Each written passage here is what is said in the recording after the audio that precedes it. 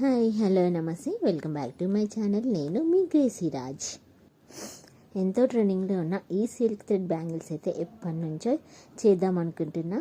But నా దగ్గర plastic bangles లేక ఈ బ్యాంగిల్స్తో అయితే ట్రై చేశాను అన్నమాట, గ్లాస్ బ్యాంగిల్స్తో. సో ఫస్ట్ టైం చేసిన అయితే ఇలా వచ్చాయి. సో మామూలుగా వీడియోస్ చూసేటప్పుడు అనుకున్నాను చాలా ఈజీగా ఉంది, చాలా తొందరగా అయిపోతుందిలే అని. కానీ చేస్తే కానీ తెలియలేదన్నమాట ఆ కష్టం. సో ఏదైనా చూడడానికి ఈజీగానే ఉంటుంది కదా, సో చేస్తేనే తెలుస్తుంది అది ఎంత కష్టమో అనేసి. సో నాకు కూడా థ్రెడ్ ర్యాపింగ్ అయితే ఫస్ట్ దానికి చాలా కష్టం అనిపించింది. రావడం కూడా కొంచెం ఒక్కొక్క దగ్గర థిక్గా ఒక్కొక్క దగ్గర థిన్గా వచ్చింది.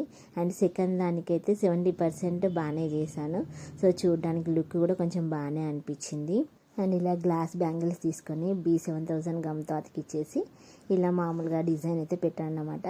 సో నాకైతే సిల్క్ థ్రెడ్ ర్యాపింగ్ కంటే ఇవైతే కొంచెం ఈజీగా అనిపించింది అనమాట.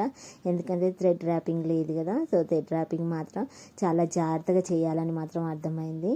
సో మామూలుగా ఏదో చూసినట్టే చుట్టేస్తే అయిపోద్ది అనుకుంటే మాత్రం మీరు కూడా నాలాగా పప్పులో కాలేసినట్టే.